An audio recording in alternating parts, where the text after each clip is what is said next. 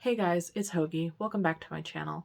Today I want to talk about my journey with bipolar disorder, from when I first started presenting in childhood to how I'm dealing with it now. It's been a long and convoluted journey, but I think it's a story that needs to be told.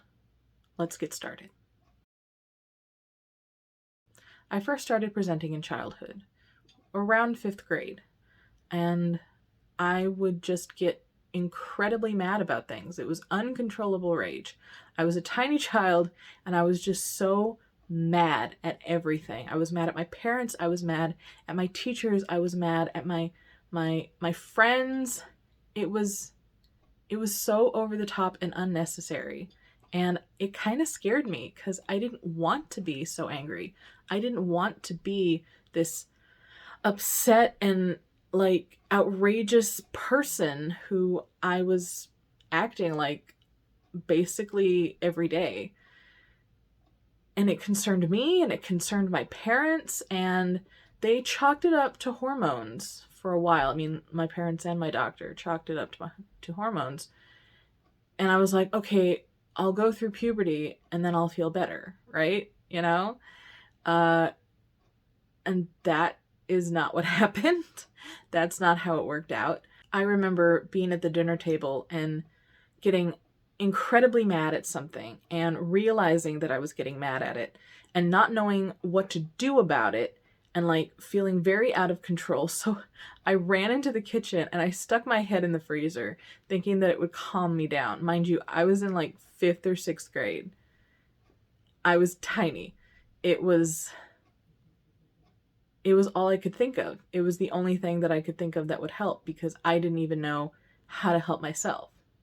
And it was around this time, 6th, 7th, or 8th grade, that I did start self-harming. I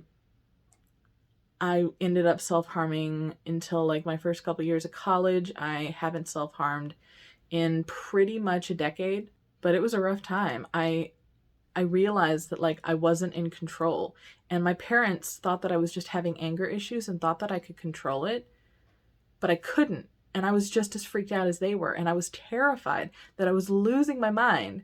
And so I would self-harm in order to take control of the situation. Be like, I can do this to myself. I can feel this pain. I can create a sensation on purpose as opposed to this emotion that I can't control. And it got to the point where my parents would be like screaming at me to stop, and I would be screaming back at them that I had no idea what I was doing or why I was doing it and why this was happening. And I was just as scared as they were. And I don't know if they really got it until I ended up seeing a psychiatrist who at first thought it was depression and started treating me for depression with antidepressants. And you can guess how that turned out. High school was the worst of it, I'd say. There were times when I couldn't get out of the car when my parents dropped me off because I would just start crying. I don't know if it was anxiety or if it was depression or what, but I was just like scared, or I was upset, or just, I can't even recall the specific emotions, but I would start crying and I wouldn't be able to get out of the car and I would have to be absent that day. I had so many absences, dude.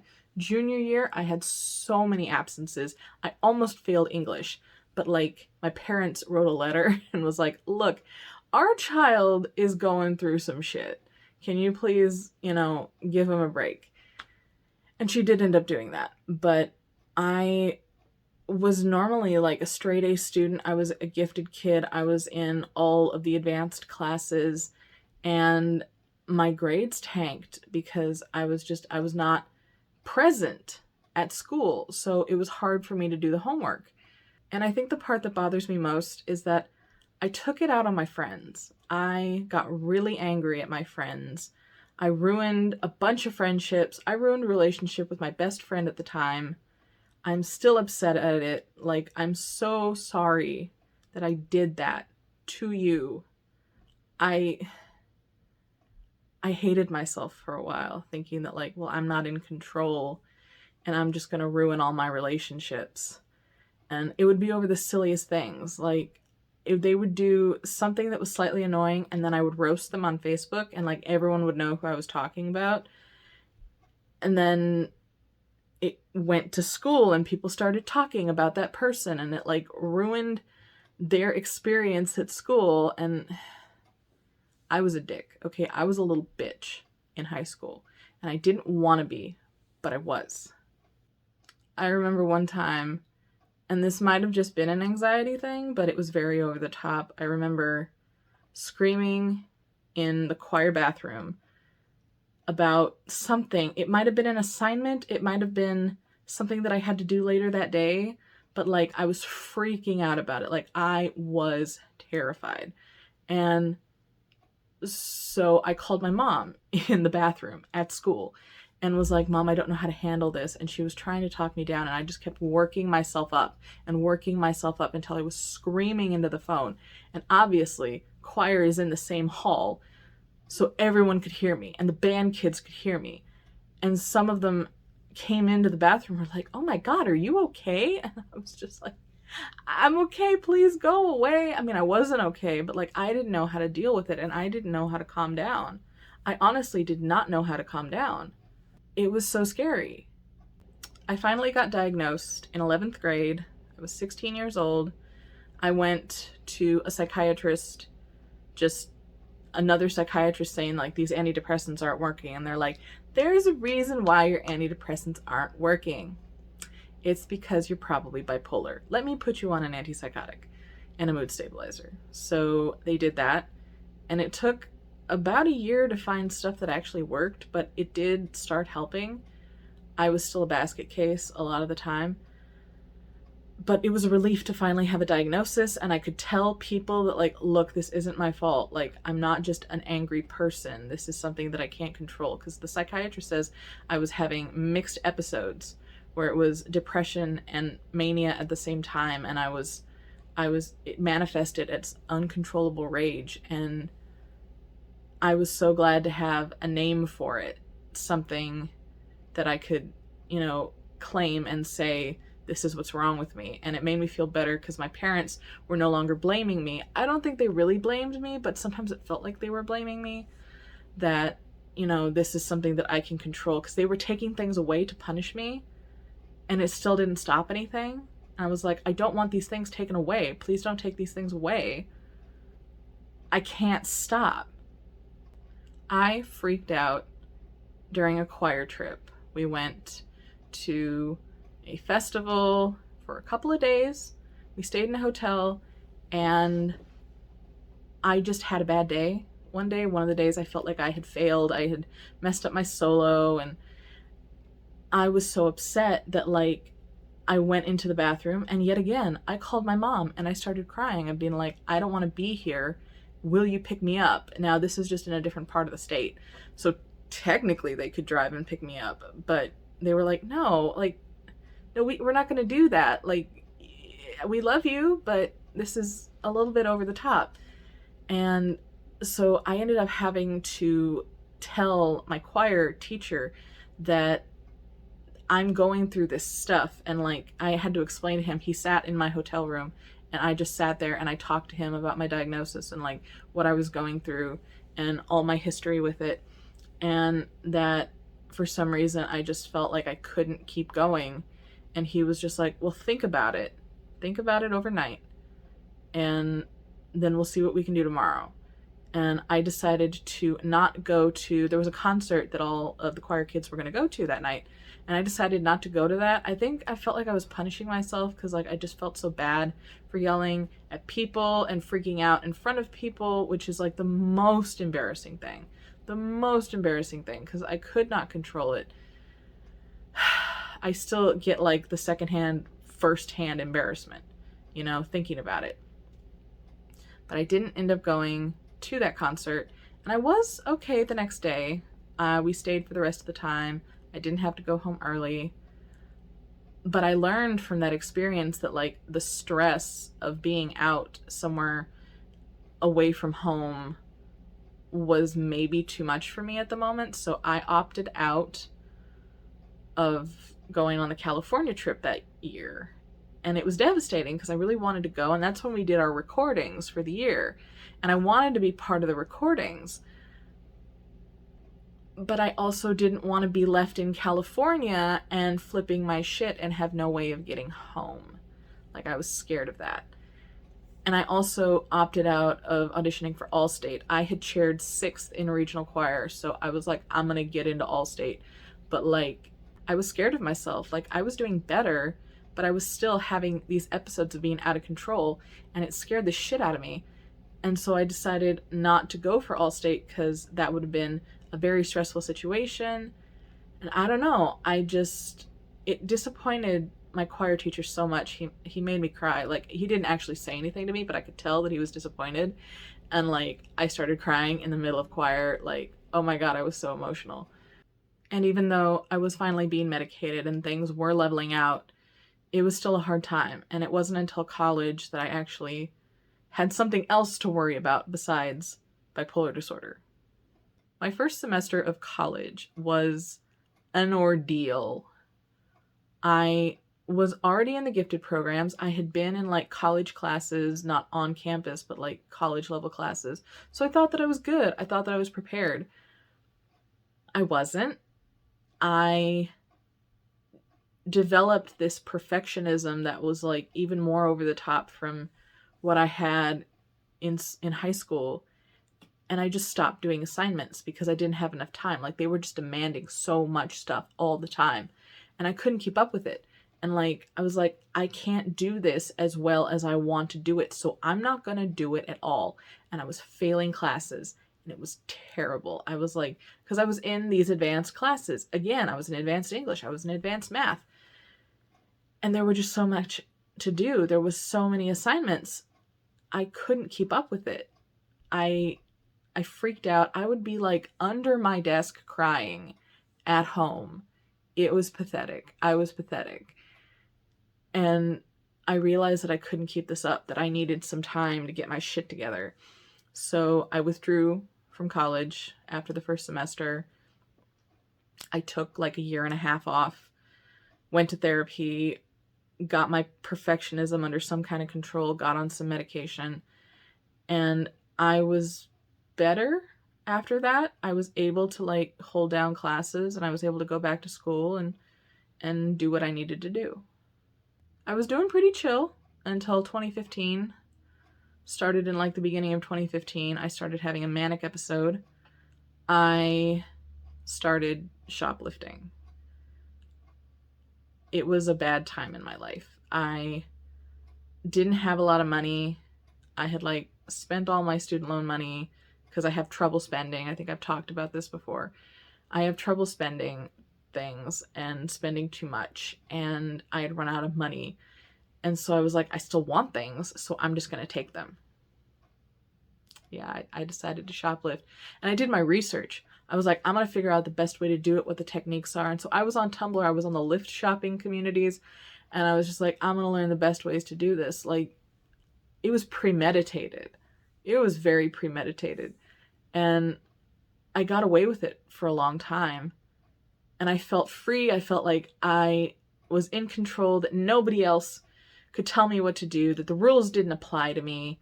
And I was just like absolutely manic, like full-blown manic. Like, I was out of touch with reality. And then I got arrested at a JCPenney, stealing about $100 worth of clothes. Like, I had put a special pocket in my purse to put things.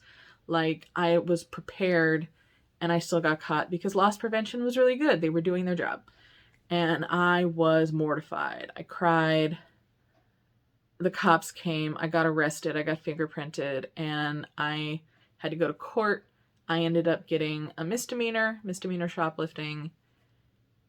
And I had to go through diversion, which was supposed to be like this whole training program about, how not to shoplift. As if that's even a thing, learning why shoplifting is bad and why it hurts people. And it was a day. I spent a day in an office with a bunch of other people. It was a joke. We talked about why we did it. Everyone else said that they just had a spur of a moment decision. And I said that mine was premeditated. And I talked about my diagnosis. And the lady who was running it was supposed to be a therapist, but she told me that I didn't have any morals, that I didn't have any regard for other people. Like, she really tore into me and told me basically that I was a bad person, and it stuck with me for years. I hated myself for years. That, like, she's right, good people don't shoplift, good people don't get arrested, this is all my fault. And I mean, I did the things. It was literally me who shoplifted, so it was my fault. But like, to say that like I was a bad person specifically because I got arrested for shoplifting, specifically because of my mental illness, it really fucked with me for years. I had finally, after a couple of years, gotten to the point where I didn't feel like I was a bad person. I realized that a lot of good people do get arrested, and that it's not a measure of your worth or your value or your morality if you do something bad and get punished for it. So anyway, after a year, the misdemeanor was expunged and it's off my record, and it doesn't show up on background checks anymore. And my doctor, who I saw like the day after, she had an appointment like the day after, so I saw her and I told her what happened, and she put me on like 4 times as much antipsychotic as I was on at the time. And it helped. It took about a month to level me out, but I was on that medication for like 18 months, and in that 18 months, I put on 80 pounds. Like, most of this is because I was shoplifting. I ended up switching antipsychotics after a while, but it really did help at the time. Now, my last semester of college, I had a mental breakdown. I just couldn't function. There was too much stuff to do. It was the end of college. I had to prepare for graduation, and I was also putting on a comic convention with the club that I was in. I was the president, and we were putting on a comic convention at the school, and it was so much. It was so much, and I couldn't do it all, and I had a mental breakdown. I just stopped doing things. I had to go and talk with like the dean to like forgive me for, missing midterms, and it was a lot. And I actually ended up canceling the comic convention after we had gathered vendors, after we had gotten permission to do everything. I had a mental breakdown and I canceled everything. And I know I let so many people down, and that so many people were angry with me. I lost friends over it. I had a lot of people that I knew that were like really, really upset with me. And I was upset with myself, but I couldn't do it. I couldn't keep working on it. I couldn't put it on. I couldn't do it. And I felt so bad already. And then people were mad at me, and I felt even worse. And I did end up graduated with honors. I was good, but it was still an absolutely horrific semester for me. Post-college, since then, I've had a couple manic episodes, and I'm currently in a depression. But back in the holidays of 2018, I had stopped taking my antipsychotic because I was on Latuda at the time, and it made me so nauseous. Like, I had to eat food with it, and even when I ate food with it, sometimes I lost that food because I was so freaking nauseous. It was hell, and I took it every day, and I really did not want to go through that. So I would only take it like every other day, and then I just stopped taking it because it was so awful, you guys. I had told my doctor that like I wanted to go on something else, but she said, I don't even know what she said, but basically I had to keep taking it for a little while, but I still stopped taking it. And then it did what was obviously going to happen. I became manic. And I spent so much money that we couldn't pay rent. I spent my parents' money and we couldn't pay rent. So we had to contact my uncle, and he sent us money, and then I had to pay him back, and I had to pay some of my friends back who I was able to borrow money from. And it was awful because I almost did it again. I almost did it the next month. What? Like, I knew I wasn't supposed to. I knew it was bad, and I still did it. But that's mania. I ended up going on a better antipsychotic after all of that, and it leveled me out. And then my mom died, and then I became very depressed. I didn't have the opportunity to be depressed for like the first month after she died because I had to move and I had to get my finances in order, and so I was just go. But then like the next month after that, I crashed. It was awful. And I kind of leveled out after that. I was still kind of depressed. But in August of 2019, I don't know what it was, if it was a medication thing or if it was just a mood thing, but I started feeling great. I was like decorating my room. I was putting shit up. I was doing art. I was doing all this stuff and I was so hyped about it. And I thought, is this what euthymia feels like? Is this what it's like to be normal? Is this how I'm supposed to feel? And I was just like, oh my gosh, like I'm a human being. This is great. And at the time I thought it was euthymia, and it might have been euthymia, but I think it was hypomania because I was very energetic and I wanted to do a lot of stuff, and I did a lot of stuff. And then I didn't. Like 2 months later, I ended up leveling off or getting a little bit depressed. I don't know what my normal is because I hadn't been normal. I hadn't been like euthymic since like middle school. So I didn't know what it was like to be an average human being. And I still don't know what that's like. I don't know if I've ever been it since then. Currently, I am in a depression. I've been fluctuating on and off with the level of depression over the last few months. I have done a lot of crying over not so serious things. And it's been a rough time. I think I'm doing all right now. We did change my medication and I'm feeling good about it, but I'm doing all right now. And we'll see how it goes. Thank you for watching. I hope you enjoyed this. It was a long journey, like I said, and this is a long video. But I thought people might want to hear about what it's like to experience bipolar disorder from a young age, because I know a lot of people aren't diagnosed until college age, but mine was childhood onset, and that's not usual. But I hope this was educational for you guys. Thanks again. If you like my content, consider liking and subscribing. I put out new videos every Wednesday and Saturday. And I will see you guys next time. Mwah.